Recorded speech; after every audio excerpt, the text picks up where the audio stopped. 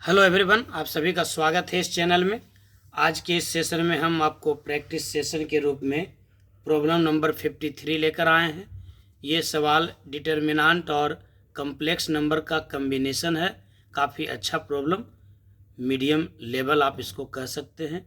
देखिए, क्वेश्चन कहता है कि एक डिटर्मिनेंट दिया हुआ है जिसके पहले रो में एलिमेंट है 6i माइनस 3i 1, दूसरे रो में है 4 3i माइनस 1, तीसरे रो में है 20 3 और i, और ये डिटर्मिनेंट बराबर है एक complex number x plus I by के।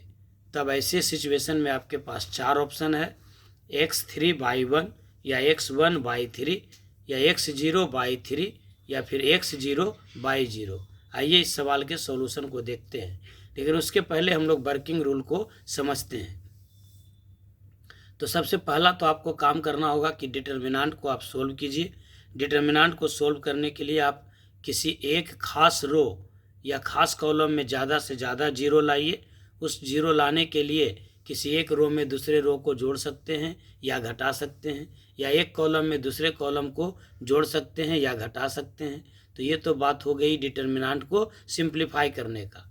जब डिटर्मिनेंट सिंप्लीफाई हो जाएगा तब इसको हम लोग कम्प्लेक्स नंबर के साथ इक्वलिटी लगाएंगे, और वहाँ जो थ्योरी लगेगा वो होगा इक्वलिटी ऑफ कम्प्लेक्स नंबर। मतलब दो कम्प्लेक्स नंबर एक दूसरे के बराबर तब होगा जब रियल पार्ट के बराबर हो जाए और इमेजिनरी पार्ट के बराबर हो जाए। आइए इसके विस्तृत हल को देखते हैं। देखिए, डिटर्मिनेंट को सोल्व करने के लिए मैक्सिमम जीरो लाने के लिए आप देखिए R1 के एलिमेंट में यदि R2 को आप ऐड कर देते हैं तो आपको 2 जीरो मिल जाएगा। तो एक रो में 2 जीरो मिल गया, ये काफ़ी है। बस यही एग्जाम में सोचना होता है कि how can be get maximum zero in a particular row और कॉलम। आप इसके लिए एक रो में दूसरे रो को जोड़ सकते हैं या घटा सकते हैं। तो यहाँ देखिए 1 + -1 जीरो होगा और ये भी जीरो हो जाएगा। तो ऑपरेशन क्या कर रहे हैं हम, R1 में R1 + R2 कर रहे हैं। इसका मतलब R2 और R3 को हम कुछ नहीं करेंगे, एज इट इज छोड़ देंगे। तो 6i में 4 को जोड़ेंगे तो मिलेगा 4 + 6i, ये हो जाएगा -3i + 3i यानी 0। ये हो जाएगा 1 और -1 यानी 0। R2 का जो एलिमेंट है वो सेम एज इट इज छोड़ देते हैं, 4 3i और -1। R3 का एलिमेंट भी जैसे है वैसे छोड़ देंगे, 20 3i। राइट हैंड साइड में है x + i/। अब आप इसको एक्सपेंड कर दीजिए। किससे भाई, तो R1 से एक्सपेंड कर दीजिए। एक्सपेंडिंग एलोंग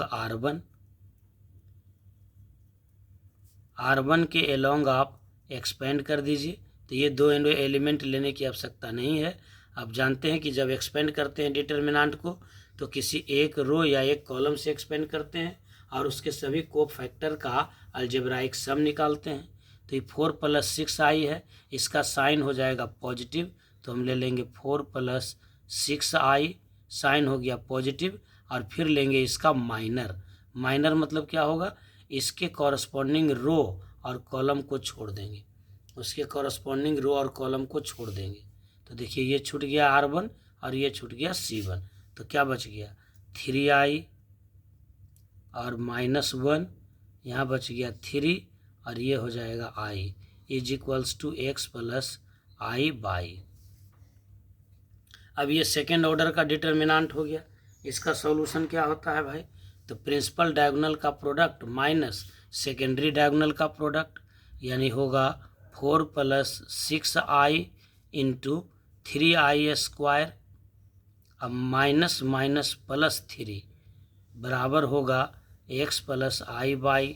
आप जानते हैं कि i² का वैल्यू होता है -1, आयोटा है ये इमेजिनरी नंबर। इसका खोज यूलर नाम के मैथमेटिशियन ने किया था निगेटिव नंबर के स्क्वायर रूट को फाइंड करने के लिए। तो ये आपको मिल जाएगा 4 + 6i × ये हो जाएगा 0 = x + i/। अब आप किसी नंबर को 0 से मल्टीप्लाई करेंगे तो ये पूरे नंबर को कन्वर्ट कर देगा 0 में। तो 0 इज इक्वल्स टू हो गया x प्लस आई बाई, अब आप इस 0 को लिख सकते हैं 0 प्लस आई इंटू 0 बराबर होगा x प्लस आई बाई। अब यहाँ लगा देंगे इक्वलिटी ऑफ कॉम्प्लेक्स नंबर।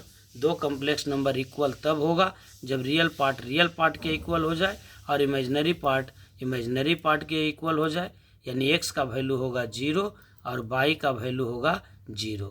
यानी इस सवाल का जवाब हो गया x बराबर 0 और y बराबर 0, जो ऑप्शन था आपका डी। पीछे जा कर के आप सवाल को देख सकते हैं, इसका ऑप्शन हो गया डी। तो ये काफ़ी अच्छा सवाल है, बीपीएससी टीआरई 4.0 के लिए उपयोगी है, जेई 2025 के लिए उपयोगी है, एनडीए का एग्ज़ाम जो आपको जनवरी में होने वाला है उसके लिए उपयोगी है। बहुत ही अच्छा सवाल, मतलब एक ही सवाल में आपको 2 चैप्टर रिवाइज हो जाएगा। तो इस सवाल को अपने नोटबुक में ज़रूर रखिएगा। उम्मीद है कि वीडियो अच्छा लगा होगा। कृपया वीडियो को लाइक कीजिए, चैनल को सब्सक्राइब कीजिए और ज़्यादा से ज़्यादा दोस्तों में से शेयर कीजिए। मिलते हैं अगले क्लास में अगले प्रॉब्लम के साथ, प्रॉब्लम नंबर 54 के साथ।